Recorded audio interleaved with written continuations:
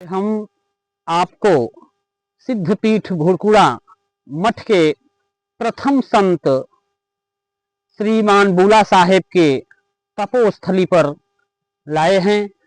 यह बूला साहब इस सिद्धपीठ के प्रथम संत हुए जो कि अपने इन बैलों के जोतते हुए परम सिद्धि को प्राप्त किए। यही पास में ये जो क्षेत्र दिखाई दे रहे हैं, ये हरे भरे क्षेत्र इन्हीं के पद कमलों की धूल हैं। आप यहाँ जब तपस्या करने के लिए आए तो यह बूला झाड़ी के नाम से आज इस भुरकुड़ा के ही प्रांगण में स्थित रामबन का यह आश्रम है, जिसको हम बूला झाड़ी के रूप में जानते हैं। हमारे प्रथम संत आचार्य श्री बूला साहेब अपनी दिव्य ज्योति से, दिव्य दृष्टि से परमपिता परमेश्वर का साक्षात्कार किए और साक्षात्कार करने के साथ साथ वह पूरे क्षेत्र को, समाज को निर्गुण निराकार ब्रह्म की उपासना के प्रति जागरूक किए। इनकी हम महत्ता कहां तक बताएं। जब यह महात्मा हल चला रहे थे तो हल खेत की मेड़ पर बैठ करके ही ध्यानावस्थित हो जाते थे और ध्यानावस्थित अवस्था में इनका साक्षात परमपिता परमेश्वर के साथ वार्तालाप होती थी और भाव का व्यंजन, भाव के पदार्थ वह ऐसे चढ़ाते थे जिसको अन्य लोग देख नहीं पाते थे, लेकिन बूला साहब जो है परमपिता परमेश्वर को वह दिव्य प्रसाद, भाव की प्रसाद अनवरत चढ़ाया करते थे। उन्हीं का यह पद है कि काले के पूजा राम तोहाँ के चढ़ाई, काले के पूजा राम तोहाँ के चढ़ाई, गैया का दूधो बछवा जूठियारी, पूहू पजल मान मीना जुठारी, काले के पूजा, काले के पूजा, काले के पूजा राम तोहाँ के चढ़ाई। यह भाव का व्यंजन रुचि रुचि चढ़ाया करते थे। और एक बार की बात है, बूला साहब ध्यान में अवस्थित होकर के उस डांड पर बैठ करके परमपिता परमेश्वर को दही चढ़ा रहे थे। जब दही चढ़ा रहे थे, वह दही प्रभु को अर्पित जैसे ही किए, उसी समय यहाँ के जमींदार बाबू गुलाल सिंह को पता चला कि वह बूला की अर्थात बूला जो है केवल डांड पर बैठ करके ही ध्यान करता रहता है और बैलों का ध्यान नहीं रखता, खेत नहीं जोतता। यह बात जब गुलाल साहब को पता चली तो एक दिन इसका परीक्षण करने के लिए वह स्वयं उस खेत पर आ पहुंचे और देखते हैं कि बुलाकी राम जो है वह डांड पर बैठ करके और डांड पर के बैठ करके वह प्रभु को प्रसाद अर्पित कर रहे हैं, लेकिन इसका ज्ञान उनको नहीं हो पाया।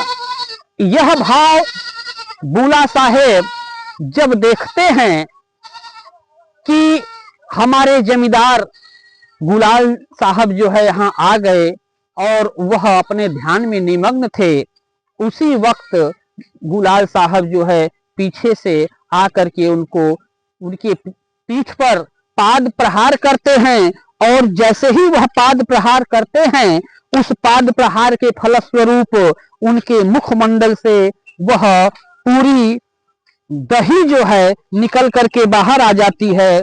और जब बाहर आती है तो वह दही देख करके गुलाल साहब को आश्चर्य हो जाता है कि अरे यह कहां से ऐसी दही निकल पड़ी। उनको लगा कि ओह, हमसे तो बहुत बड़ा अपराध हो गया।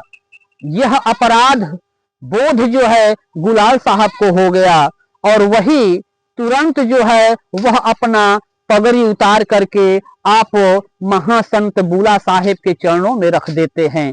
और बुला साहब के चरणों में जब अपनी पगड़ी रख देते हैं तो कहते हैं कि गुरुवर, आप हमें अपना शिष्यत्व प्रदान करें, हम आपके शिष्य बनना चाहते हैं। यह बात बुला साहब को जब ज्ञात हुई, कहा सरकार, हम तो आपके सेवक हैं, हम आपके कर्मचारी हैं, हम आपको भला यह दीक्षा कैसे दे सकते हैं। लेकिन गुलाल साहब ने कहा नहीं सरकार, अभी तक हमको यह ज्ञान नहीं था कि आप की पहुंच जो है उस परम पिता परमेश्वर तक है। लेकिन मुझको आज यह ज्ञात हो चुका है कि आप निश्चित रूप से उस निर्गुण निराकार ब्रह्म के स्वरूप को अपने इन सामान्य चक्षु से देख करके हम लोगों को उसका भान नहीं करा रहे हैं। अतः मैं आपसे आग्रह करता हूं कि आप मुझे अपना शिष्यत्व प्रदान करें। फिर जो है बुलाकी अर्थात बुला साहब ने गुलाल साहब को अपना शिष्य बनाया और वही गुलाल साहब जो है वह बुला साहब के यहाँ ले आकर के एक कुटिया का निर्माण कराते हैं, जो कि आश्रम के मध्य में एक स्थान निश्चित है जहां बुला साहब जो है बैठ करके तप किया करते थे।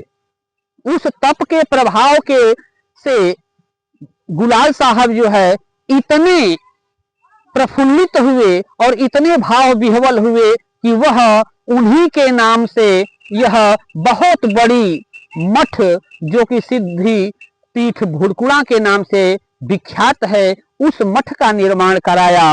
और बुला की अर्थात बुला साहब जो है गुलाल साहब को अपना शिष्यत्व प्रदान किए। दूसरे शिष्य जो है उस सिद्ध पीठ के गुलाल साहब हुए। गुलाल साहब भी एक छत्री होने के बावजूद भी परम पिता परमेश्वर में उनकी ऐसी श्रद्धा हुई कि वह अपना सब कुछ, घर बार परिवार सब कुछ त्याग करके और उसी गुरु के चरणों में अपने आप को समर्पित कर दिए। उन्हीं का एक पद जो है हमको ध्यान में आया है कि चरणन की गुरु चरणन की, चरणन की गुरु चरणन की, मोहे लागी लगन गुरु चरणन के, मोहे लागे लगन गुरु चरणन के। चरण बिना मोहे कछु नहीं भावे, कछु नहीं भावे, कछु नहीं भावे। चरण बिना मोहे कछु नहीं भावे, कछु नहीं भावे, कछु नहीं भावे। आस लगी भव तरनन की, आस लगी भव तरनन की, मोहे लागे लगन गुरु चरणन के, मोहे लागे लगन गुरु चरणन के। इस प्रकार से गुरु के चरणों में गुलाल साहब नतमस्तक होकर के और अपना श्रद्धा सुमन, अपना भाव सुमन उनके चरणों में अर्पित कर देते हैं। साहेब सतनाम।